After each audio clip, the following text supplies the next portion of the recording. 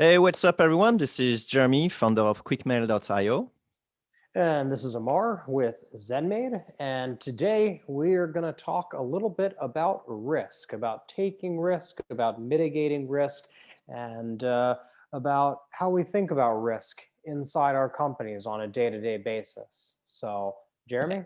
interesting because we associate, at least in the culture, that entrepreneurship is extremely risky, and yet I like taking risks, but I'm also kind of risk averse on something. So I think it'll be um, a good topic to discuss about like how do you approach risk? Do you have to be that crazy risk taker for being like a successful entrepreneur, or do you have to shy away from every risk?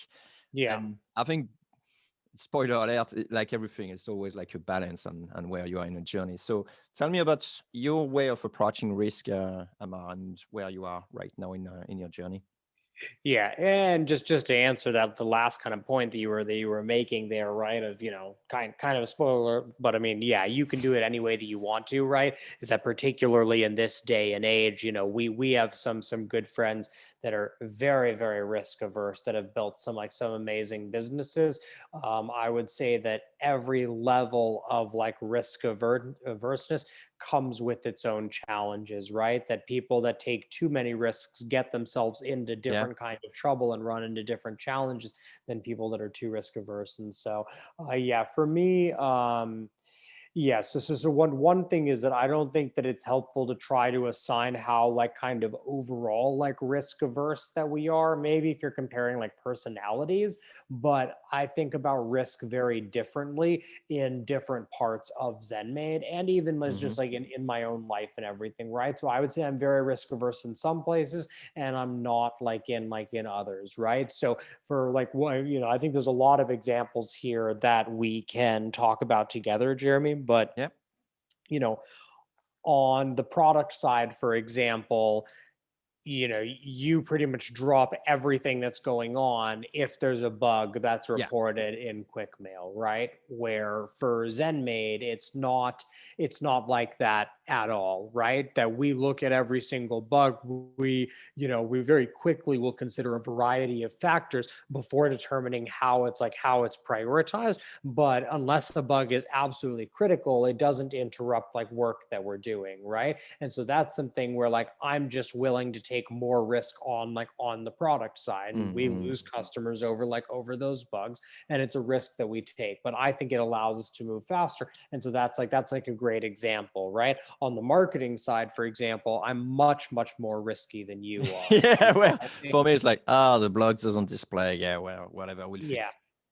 Yeah, exactly, right. Where I'm much more willing to try more things, to try kind of outlandish things, like yeah, riskier things, uh, and then as well as try things that I may not even think are going to work. But if they do work, then there's like outsized returns and stuff like that. So I think about risk very differently on the marketing side. It's a great point to say that, it's calculated risk, I like to say.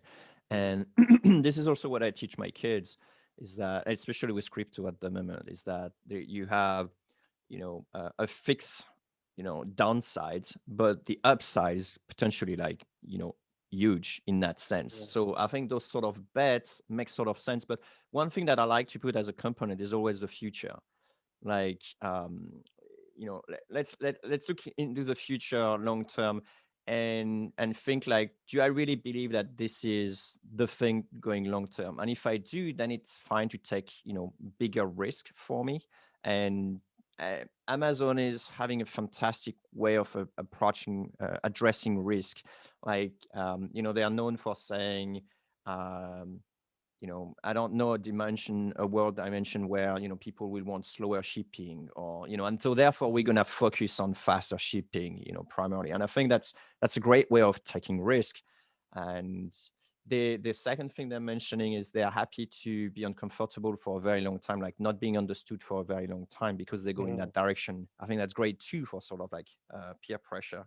And the last thing that also I took from them as well is how reversible is a decision, because Yeah, that some one I love. risks are not all the same. It's like, it could be like, we take this risk, but if it requires 3 months to, back pedal because of some development we done, then this is a very costly, bet that we're taking. And one of the big thing that I pick up from you actually, Amma, is when we were discussing about risk specifically in your mastermind. You say, Jeremy, you seem to be like taking always like massive bets, where I take like more bets but smaller ones. Mhm. And that resonated with me because I think it depends also on what size you are, right? Mhm. If you want to change the needle at, Amazon size, you're gonna have to take massive bets for a very long time.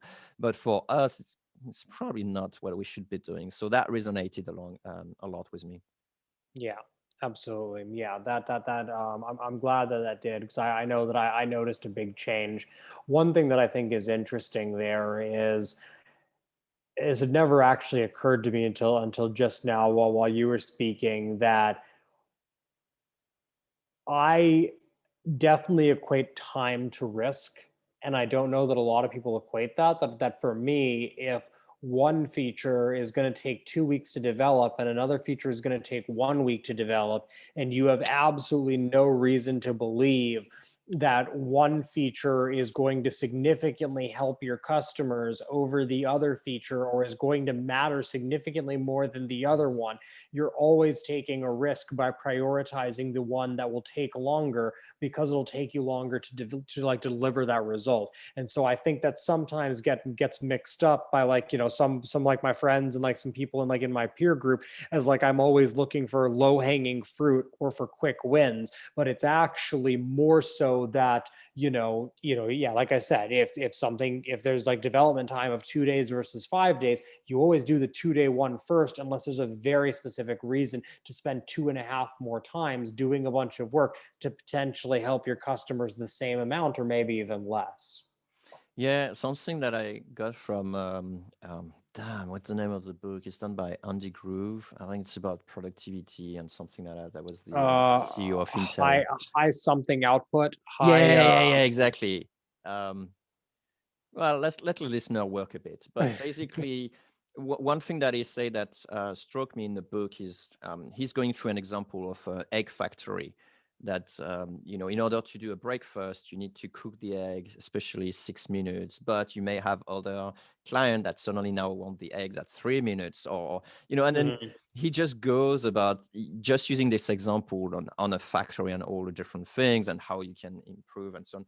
But in terms of risk mitigation, he said it's always easier to figure out at the beginning of the chain rather than at the end, because at the end all changes are very costly. Like, let's say you go to the customer, you give the egg, and then the egg is like it's not good for XYZ reason, then you have to redo the entire chain. But if at the beginning when you receive the eggs, then you have like a process that actually Mhm. verify the eggs are correct, then it's much easier and faster to change at that level Yeah, rather than waiting until it went through the whole production chain.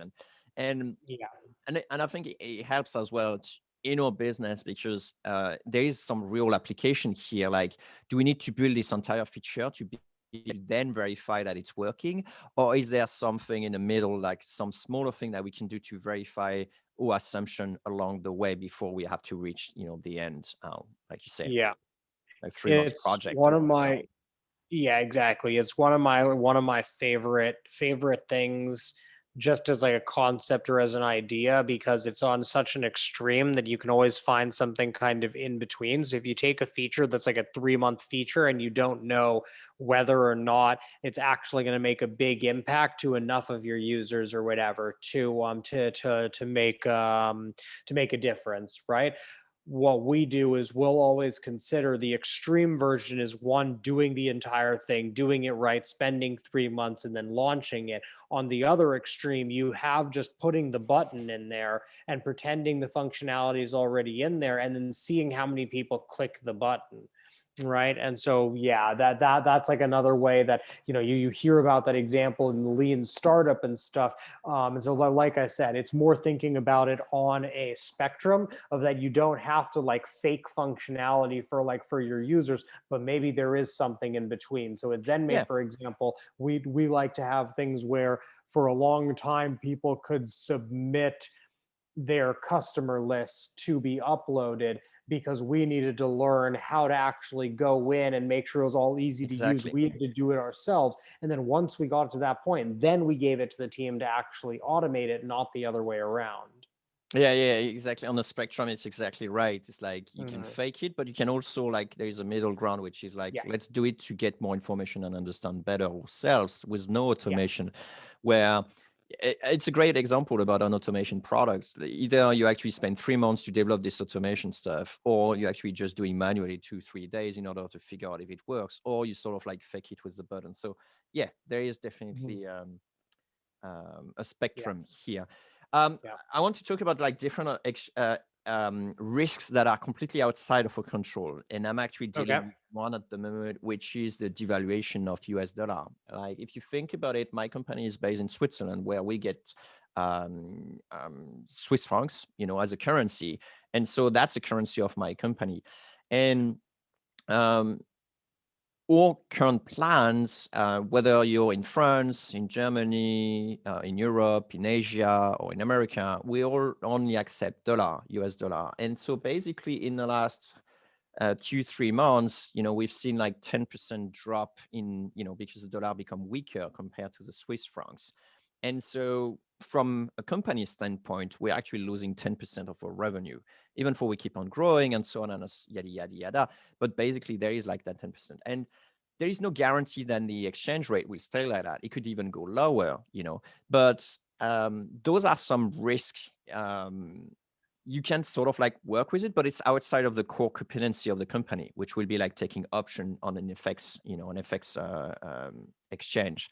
How do you actually deal with those risks that are sort of like outside of your control? You just ignore them and then you carry on, Yeah. or you try to I find some, I just ignore them and carry just on. ignore them. That's like, I mean, it just by definition, if they're outside my control, then I'm not going to spend any time thinking about them, right?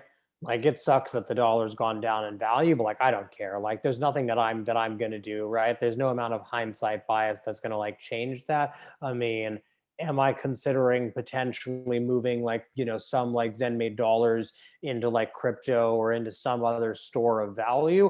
Like, yeah, I'm definitely considering that going forward, but that's mainly because like we have the money for it, like going forward. But that's one where, Well, you can take some options, which is basically, a financial instrument that actually say it's like an insurance that the dollar will stay at this price. If it goes down, then they give you money to compensate the fact that it's going down. That's an option, right?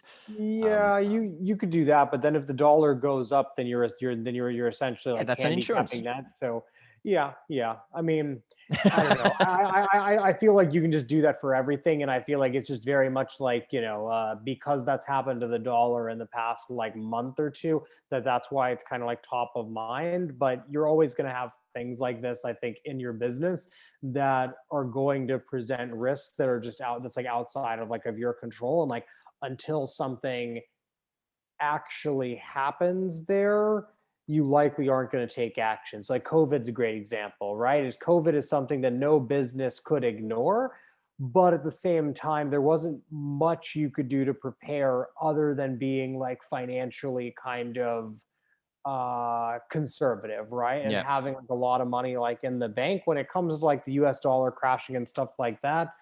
Yeah, I don't know. I feel like it's just such a rabbit hole. You can just spend so much time trying to ensure and Hmm. just make sure nothing like bad happens. To me, it's just Or like, you yeah, can the grow your dollar's getting business by more than weaker. 10%, right? Well, and the other thing is that like, have you been celebrating when the dollar's been getting stronger for the past Yeah. couple of years and counting that into your growth? Because to me, like I No. just don't care. I ignore it both ways. I don't care if the dollar gets stronger. I don't care if the dollar gets weaker, as long as it's within like an acceptable range, right? Like there's obviously Yeah.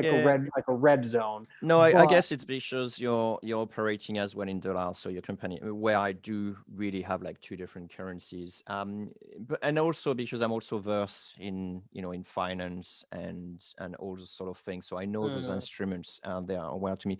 But you're right, and that's how I feel exactly about regulation. Like when regulation comes in and disrupt the business, which happened, for example, for GDPR, it's like yeah, or COVID, you just deal with it. I agree with that one. So you yeah, focus on what you can control for sure. But you could get insurance on a lot of things. um, should you? It's difficult to say. Do you have, like, for example, well, maybe you don't want to say it on the cast, but do you have some insurance for your business? We have some like some really like basic, I think, business policies, but we're looking to get them like to get them ramped up. That I'm kind of looking of like beyond. I think we kind of have like the initial startup insurance stuff that maybe Mm, is meant to cover you for like for a bit. I think we're a little bit outside of that startup stage like these days. So I'm gonna look into some more like comprehensive stuff. And I do think that particularly with the amount of money that ZenMade's making, I do think that any reasonable insurance will probably pay for, because I do think that mitigating risk, is that important for the business right now, that if we can spend, $2,000 or $3,000 a month, that then covers us, in like, 80% of potential things that can happen to like to hurt the business or whatever, like that would be well worth it, I would say. okay. So, what are some other risks we could talk about, like some approach to So risk? getting like hacked would be like one. I mean, well, Yep. I guess I did, depends, I guess, on how you meant that question. But yeah, if we're talking about other events that can occur, then yeah, like to me, the main risks that I worry about in ZenMade are like, yeah, getting hacked, something happening to like to our CTO, right? Then now that would It's a be good point. less of an People, impact. yeah, Yeah, it'd be people less of an leaving impact. or problem. Yeah. Yeah, but it would still be like a major impact, and everything. So those are probably two big ones. And yeah, I don't know, like getting sued, that's not really one that I'm like concerned about, but it is something that can really throw a wrench in a lot of businesses, right? That's probably happens more in the US, obviously. Let's see. Hold on, someone Yeah. someone ring at my door. I have to Okay. pause. All right, sorry about that. Had to just run out of the door. It's one of the risks, during your podcast. Your Yeah, it postman happens. coming. Yeah. Anyway, Yeah. What were we talking about? Yeah, various risks. What do you have? I'm trying to think like what else is there that would be risks in like in the business and stuff. so yeah, we mentioned about people leaving. So how do you mitigate that? I think that's a really important part of the business, especially at the beginning, where every team member actually counts a lot. Yeah, I would say it's I mean, one thing that helps me to sleep easier is just, I mean, is kind of running through worst case scenario like planning, right? Of just kind of running through and just going, okay, if this person just didn't show up tomorrow, we just never heard from them like again, a lot of times people like will just think, oh well, Mhm. I'd just be completely screwed. It's like, well, no, you wouldn't. You'd have to find a way, right? Like that's why you're an entrepreneur, right? Is you'd find a way. And so how would you actually do that? And then what can you do to make that easier and all that stuff? So that's kind of like the very first thing. And then I just think about like some of the other things, like what are some of the easiest things, the 80/20 rule of what can we do. It's like, for example, there was one time that I like asked myself that very early on in the company, and realized that like I didn't have the passwords to any of of the stuff. So if something happened to Arun, who for listeners is my Mhm. initial co-founder from back in the day, if something had like happened to him, like physically, where he was hit by a bus or he died or something like that, I would be the CEO of a company that didn't even have access to its own like software and servers and all of that. So then at that point, then we put together, like a system that made sure that that wouldn't happen, right? And so that's just a thought exercise that I go through and do. And only recently have I begun to feel really comfortable with that for pretty much everyone on my team.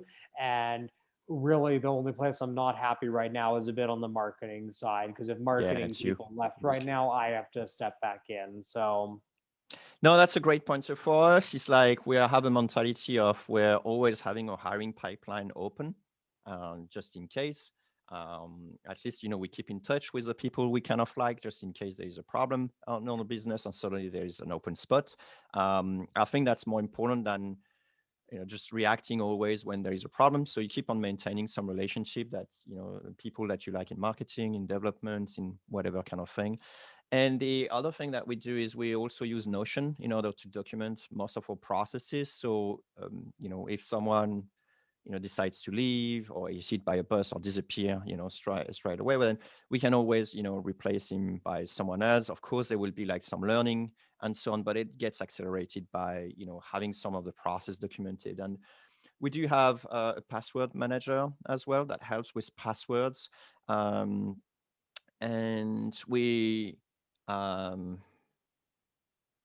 yeah, I think that's for this part. And for the other thing that you mentioned about like being hacked, it's not always from the outside. In fact, if you remember what happened to Dave and his developer who actually just brought down the database, or some stuff like that, that was pretty bad. Then one of the things is that I make sure I am the only one having access to most of the mission critical thing that can effectively, impact the business. But of course, at some point you need to give access to some of those people on your team. But just make sure you do that after like a long series. So we always have like a staging environment where everyone can access to, but production is very well guarded for that reason. Yeah, that makes sense. That makes sense. Cool. Nice. All right. Should we leave it here for the risk for this week? Yeah, I think so. I think this is like a probably good spot to leave it. I just wanted to say that like what I really liked about like this episode is how many just like mental models that we talked about. That mental models are something that I've been very interested in, and so thinking about reversible and irreversible decisions, thinking about feedback loops, about how do you figure out earlier in the production line that you've made a mistake and not waiting until the very end. And then a book that I've heard is very good about this. I have not personally read it, but from like the summaries that I've seen, it seems to be very much in line with kind of like with like my personal experience. But it's Thinking in Bets by Annie Duke, and so that's thinking about like risk reward. So one thing we didn't touch on here is that in some of those like risky cases of like getting hacked, for example, it's not likely that you're going to get hacked, but if you do, the consequences will be very severe, right? And then on the flip side, we were talking about at the beginning of the episode where I was talking about various marketing campaigns that we run. It's there, the upside is very, very good, and the downside risk is quite low. So even if it's not likely to work, if there's an 80% chance that I think we're going to make this graphic and just no one is going to care, but in the one time that it works and it does like massively well, that's just one of the things in terms of like risk to be thinking about, is like outsized rewards for risk. So and I love that you mentioned also the other side of the coin, which is you may need to spend like 2-3 days to fix a vulnerability issue on your product. But the downside is you lose basically all your customers, or you have to wire 6 Bitcoins to whoever hacker gets your steps. So yes, definitely interesting to think in those mental models. Yeah, cool. All right. Great stuff. Thanks a lot for the cast. And as usual, it's Amar. It's just Amar on yes, Twitter. It's just Amar at Twitter. Yes, let us know what you think on risks and taking bets and everything. And it's Jay Chatelaine on Twitter for Jeremy. Yeah. Look at that. I've been practicing in the mirror every morning. Chatelaine. Yeah, that's one of those things. I don't know. Maybe we should rebrand myself with something shorter. I don't know. Anyway. All right. This is the end of the cast. Thank you, everyone, for listening, and we'll see you next time.